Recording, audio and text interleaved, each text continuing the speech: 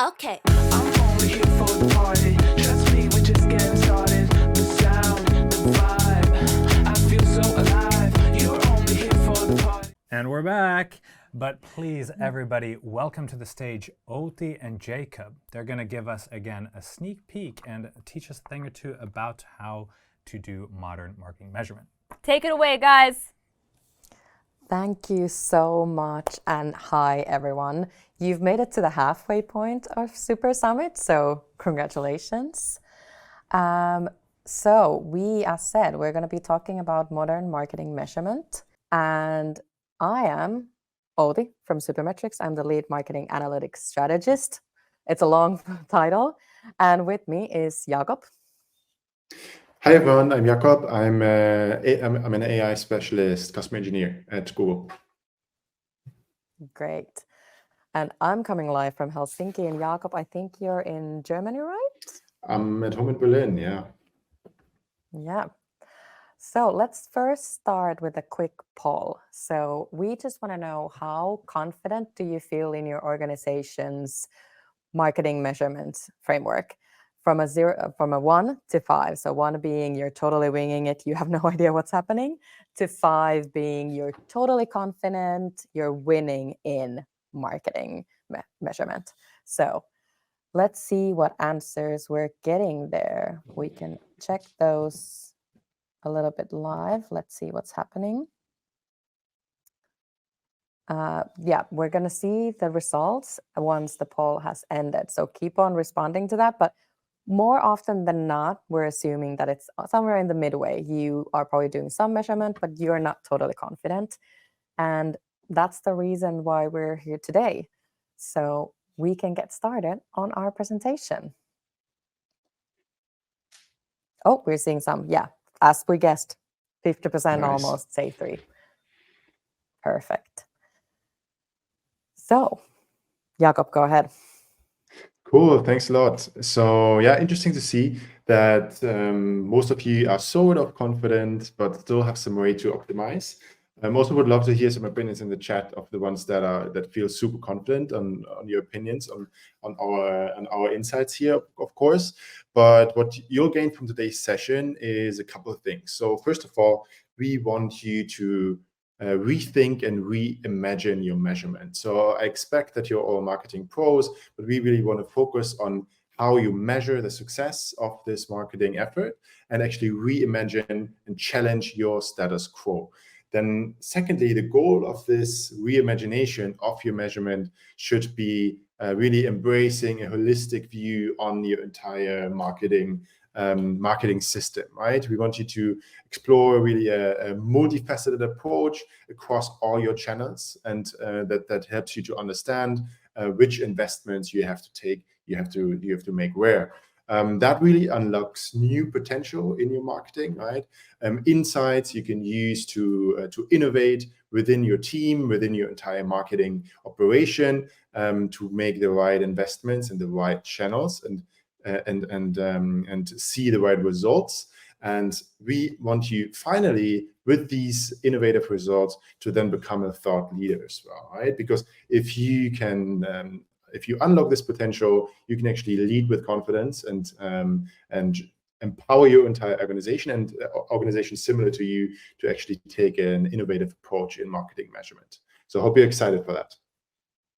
Yeah, and let's get started. So we know that marketing is messy. It's getting very complicated. It's not all linear and in a perfect ducks in a row. And here's the thing, marketing has a problem. The main tool we've been using is getting obsolete.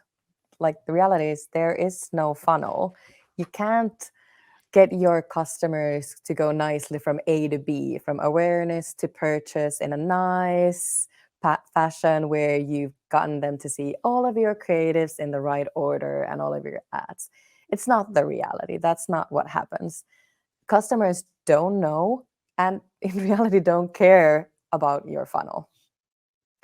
what it actually looks like is a much more complicated web of touch points, going from seeing a TV ad to out of home to seeing something Googling and seeing a Google ads, YouTube, TikTok, Pinterest, everything. And you're walking outside and you're seeing ads. And it's just so much more complicated nowadays. And Google calls this the messy middle. And they, for example, did a study that had in a car purchase journey within 3 months, there was 900 touch points, digital touch points.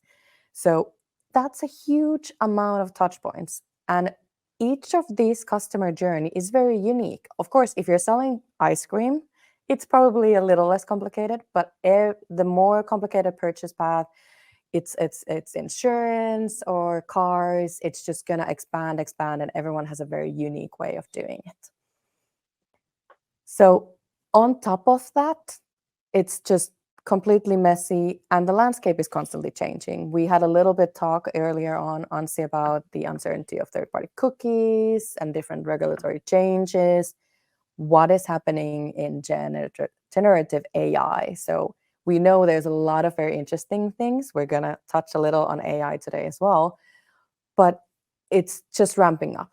And lastly, also we've mentioned this about before, it's getting much more complicated. So we've seen from our data that within the past 3 years, the amount of data and channels you have increased 200%.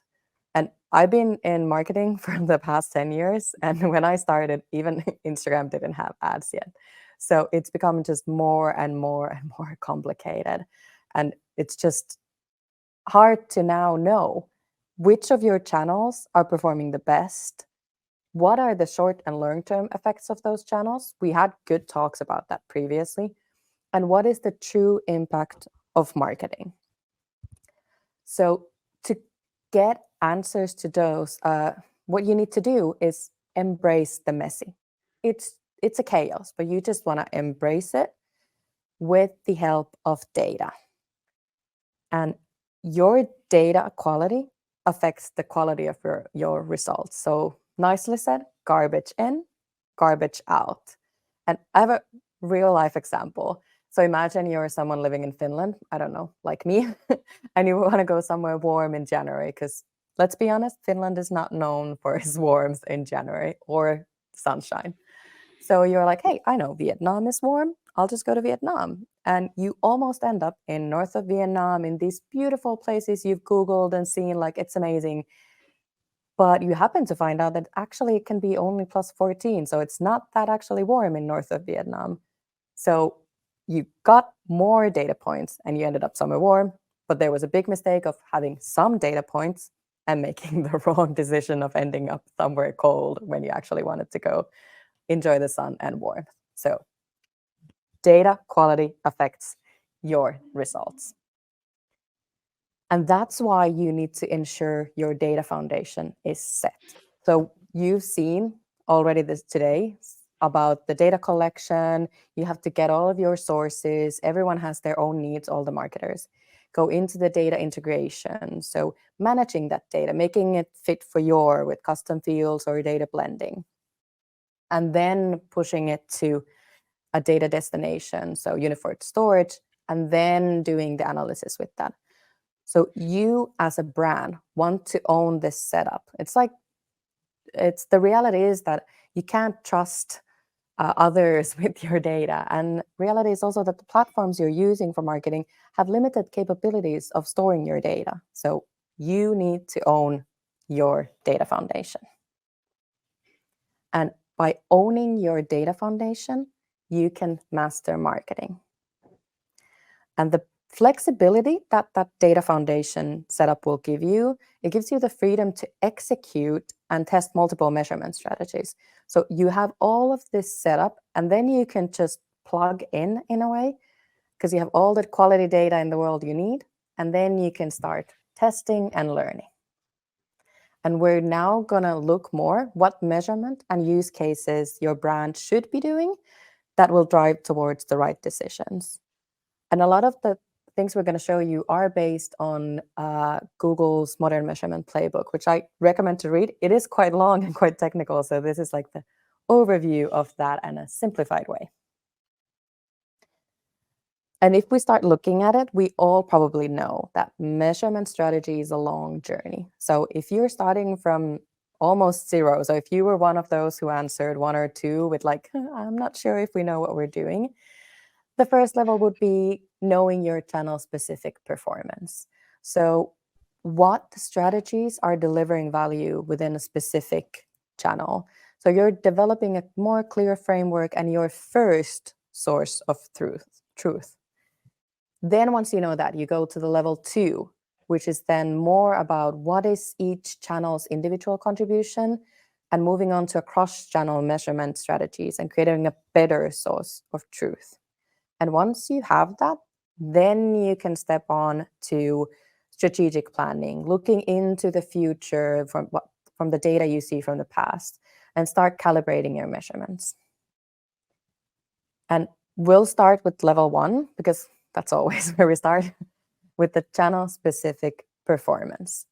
So first source of truth, attribution. Most of you probably know and have heard or actually have also used last click attribution, meaning it's the last touch point that happened before the purchase.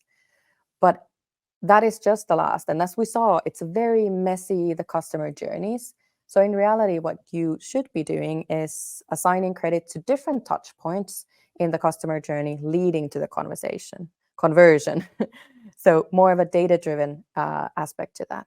And it gives you answers to which of your digital sources are performing best in short-term sales. And the benefits of that is it is fast and easy to scale. So attribution is quick to do. It is very agile and responsive. So if you make changes, you'll give answers soon.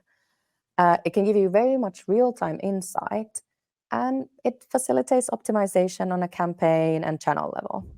But as I sort of mentioned already, one of the limitations is that it is limited to digital channels. It is, if you go beyond last click, it is modeling reliant. And as said, it is very short-term focused. So it has its benefits, but it's good to be aware of its limitations as well. Cool. So after the conceptual intro, let's look at how to actually do this. And to look at this from a more hands-on perspective, Supermetrics and Google Cloud are a fantastic combination of tools that you can use to get that performance measured, to really understand which channel is contributing how much. Supermetrics is a fantastic tool to really do the integration, right? You will need a tool that integrates your data sources all together, right? That collects your data across all your channels. And ideally, you come to a point where you store all that data, and that data is delivered by Supermetrics into one unified storage unit. And BigQuery from Google Cloud as a data warehouse is a fantastic place to be exactly this single source of truth, this really heart of your data analytics, marketing data analytics operation, right? BigQuery offers you direct access for all types of stakeholders, more technical, less technical, to really get the information that they need, either querying directly in SQL, trying to understand from a more technical data analyst perspective, or it also offers you, in combination and integrating Gemini as a natural language exploration, it also allows you allow access to your more business side of stakeholders, to basically ask natural language questions towards your data that's stored in BigQuery. All of these insights can then also, of course, be visualized, right? If you're a data analyst or marketing analyst that's writing these analysis for your stakeholders on the application side, you can utilize Looker that is directly integrated with BigQuery and Gemini as well to put together beautiful and dynamic reports that report on exactly the metrics that you need to portray reports about exactly this omni-channel performance of every single campaign. Great. So now you've gotten to level 1, which is a good place to start at is any type of attribution. I won't judge if you start with last click. When we then move on to level 2, so cross-channel budget allocations. So once you've gotten some answers, you might want to amp it up, especially if you're using any offline media or a lot of other aspects like sales data. You want to do marketing mix modeling. And most of you might be aware, hopefully are aware of this, but it's a top level modeling technique that uses advanced statistic to understand what actually drives sales. So simply said, it gives you the answers of what was each channel's individual contribution and what is overall your marketing's effect on sales as well. And you can embed it with sales data, all of your offline, online data, economic competitor. If weather affects your products, you could put that in as well. And you can also make it consider short-term and long-term effects as well. So it's getting a bit more robust what it can do. And benefits of that, it is a very holistic view. It is perfect for strategic planning. So I used to work in media agency side as a strategist. So whenever we did MMMs, that was my holy grail of giving me answers on what works.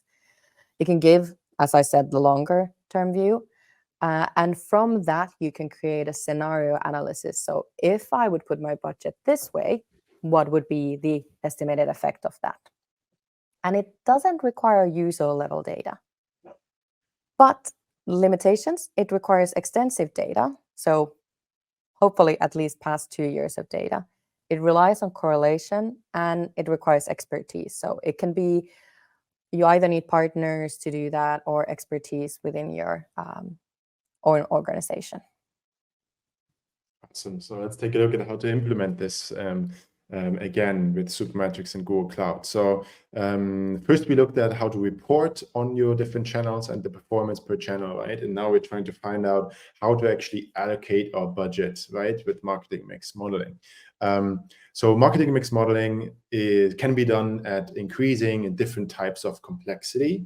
The good thing is that once you really utilize this unified storage, BigQuery as unified storage, for example, and you have your reporting built on BigQuery, you have all the options from here. I like to talk of a scale of customizability. You can go from almost completely managed out-of-the-box basic machine learning with, for example, BigQuery ML, over much deeper experimentation, going into our Vertex AI machine learning platform, where you can, for example, play around and experiment with Jupyter notebooks. If you like to code up some analysis yourself, you can train more advanced statistic and advanced machine learning models in our Vertex AI platform via our AutoML products, or completely custom machine learning training and analytics.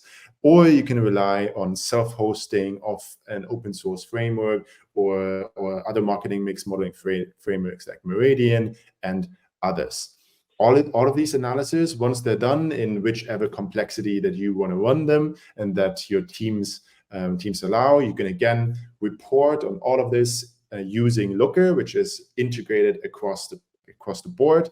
In the end, giving you a deep insight into where to exactly invest, in which channel to exactly invest, how much money to really land in this optimal zone of sales lift across all channels, considering also cannibalization and many other factors.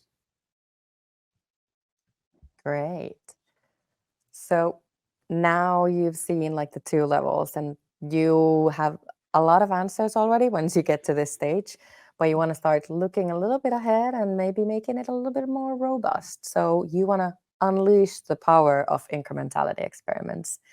So what it is, it's a testing methodology. Oh, that's a big word for a Finnish person, that isolates the true causal impact of marketing campaign. So simply said, how much incremental sales individual channels activities bring. So in an example, if you aren't doing any advertising, you got 2 money bags worth of money. But when you do some advertising, let's say it's a radio campaign or overall marketing campaign, you get more people that you connect with and 1 money back extra worth. And who doesn't want to make more money? Especially if they see like, I did this, I actually meant incremental money that I would have not made otherwise. No one's going to say no to that. Benefits of incrementality testing is that it is the gold standard for causality. it validates your assumptions. So I'm like, I think when we do this YouTube campaign that it's bringing incremental reach or incremental sales, but I can actually test it to see if it actually does that. And it can drive very confident decision making, because all of us now have a lot of data, but we want to be confident in our decision making. Limitations: it does require a significant amount of data to analyze it.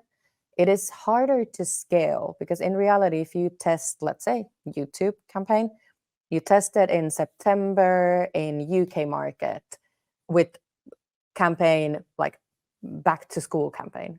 It is very specific to that moment, that creative, that location. And as said, it's very point in time limited. So the reality of it is it can give you insight, but it's not the robust.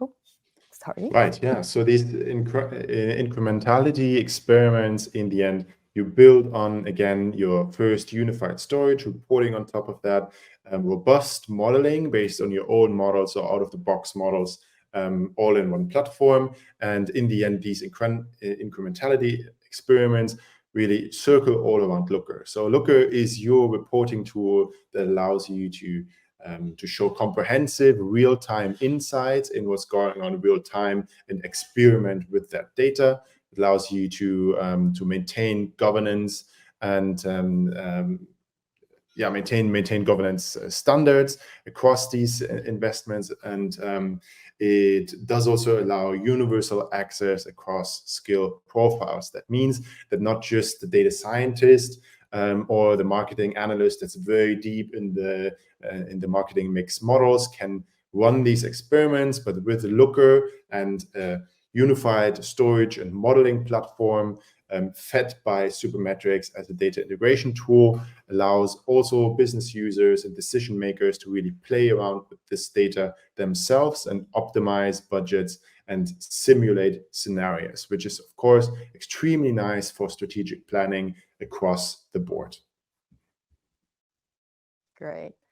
So we've talked about these three sort of measurement use cases, and individually they can give you very good enough answers. They're like islands on the sea. You're visiting each of them separately, all nice. But together they can work to strengthen each other. So starting with the last one we talked about, incrementality experiments. So you can use that to calibrate and validate your MMM model, so making it more robust. Or you can then use it to inform how you view and use attributed values in your attribution. Whereas in MMM, with that, you can determine areas of interest for experimentation. You can decide like, okay, we want to actually test more things based on our MMM results and give more insights to attribution. And then the other way around, attribution towards MMM can give you more real-time updates to inform areas of MMM deep dives. Because the reality is you're not going to be doing MMMs every month, most likely, but attribution you can do more real-time based. So all of these together can help you create this robust marketing measurement framework. And the reality is this all sounds great and it's the amazing, but this is the end goal. So I saw some questions over there, like where to start. And it's a journey. And as said, the Google's Modern Measurement Playbook gives you a lot of answers on where to begin. But just follow the levels and you can get there. And Jakob will go over like what is the maturity level? Exactly. So let's wrap it up once more, or summarize it once more, right? In the end, the measurement framework is exactly what we just presented. And mark that it's really an ongoing learning journey, right? So you're never going to have the complete framework implemented. You always want to add new channels and new metrics and new models that you'll try out that are going to pop up on the market. So please stay flexible. But overall, you start with a data-driven attribution approach, find out really from an analytics perspective. Then you'll add marketing mix modeling to really understand how much to invest in which channel. You'll then start experimenting with incrementality to really optimize and also let your decision makers ideally run experiments to plan strategically ahead. And finally, you'll calibrate those measurements and with each other, right? Run and iterate over them again and again. And ideally, you continue learning, continue testing, continue adding new channels and new metrics here. Exactly that. And we showed you the data foundation, but you need trusted partners who allow you the flexibility of owning your data foundation. So starting with the data collection, integration, and then of course we're going to move into the storage. And Jakob, you can say a few words. Right. Yeah, I mentioned unified storage a couple of times. Here, it's extremely beneficial to really make a leap of faith into one data warehouse that's going to be the heart of your analytics operation. I cannot highlight this even more, because if you have all the data in one place, you'll be happy afterwards, because then you can adapt which marketing mix modeling provider you want to use. You can play with attribution models, you can play with incrementality models, your own or other providers, but they will integrate with your one source. And it's going to be extremely easy to tap into your one single source data. Yeah. And I saw some questions, and of course now we're talking a lot with Google here, but the reality is, like, because when you own, and I said this thousands of times, when you own your data foundation, you can choose who your partners are and then give them access. I've seen cases where the company didn't own their data foundation and they were switching between MMM partners, and they ended up being like months and months and months without results because the new partner started the data foundation from zero again. If that company would just own their data foundation, it would be much quicker to just start analyzing and focusing on the meat of it in a way. So as said, your data foundation and measurement framework will allow you to have the freedom to pioneer your way to marketing mastery. And we want all of you to shine as the stars you can be and do this amazing job. But from us, I hope this was very insightful. Thank you, Jakob. Thank you very much. Nice meeting you, everyone. Yeah, and if you have any, we see there's a few Q&As, but I think we're out of time. But we will check if we can answer those more detailed in the chat. And welcome back We're to back. the studio. I gotta say, Jess, I've heard Outi give like a variation of this talk a few times, and I always find something new and interesting in it.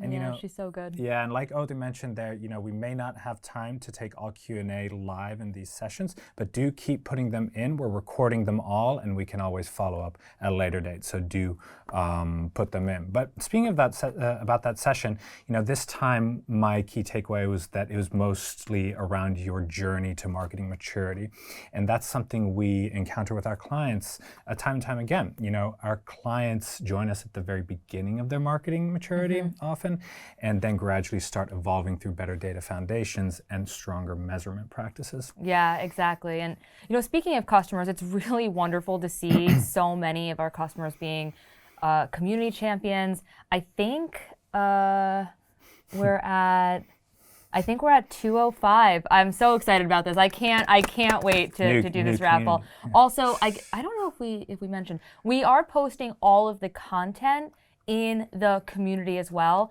So every one of you who has already registered, amazing, you're gonna get it. If you haven't registered yet and you'd like this content, join the community, because we will be sending it out right after the show or tomorrow. I think I might have lied. At some point. My team's gonna kill me with that one. But also with speaking of our events and our customers, we want to give a huge shout out to our London watch party and all of our people London. over there. Hello, London. Greetings from Finland. Yeah, this is greetings from Finland. And this actually was the year of the customer for us. Yeah. Yep. What was your favorite what was your favorite customer moment this year? So it has to be the Superscape session we did with one of our customers, Unidays. Yeah. Now, all of you online who are wondering, Superscape is actually our global company offsite that we do once a year. And this year was the first time we invited customers to join us on site and speak. So having Matt from Unidays join into a panel discussion around their evolution with Supermetrics was just so cool to hear.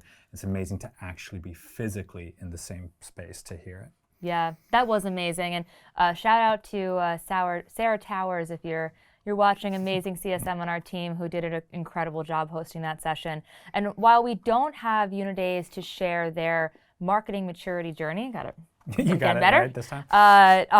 With us today at SuperSummit, we do have our next session with BBC and Snapshot, which is going to be fantastic. Absolutely. And I saw the outline of their session beforehand, and I got to say, I'm really interested to hear what Rich and Sean have to say about their data journey. Rich, I mean, the guy's been in SEO since SEO was a thing, and Sean is a digital marketer turned business strategist. Yeah, so just amazing. He's done a thing or two. So this session will be hosted by Zach, our lead solutions engineer, who's had the pleasure of working with both of them. So we're in for some pretty interesting perspective. Let's head over. Let's head over. Okay. I'm only here for the party. Trust me, we're just getting started. The sound, the vibe.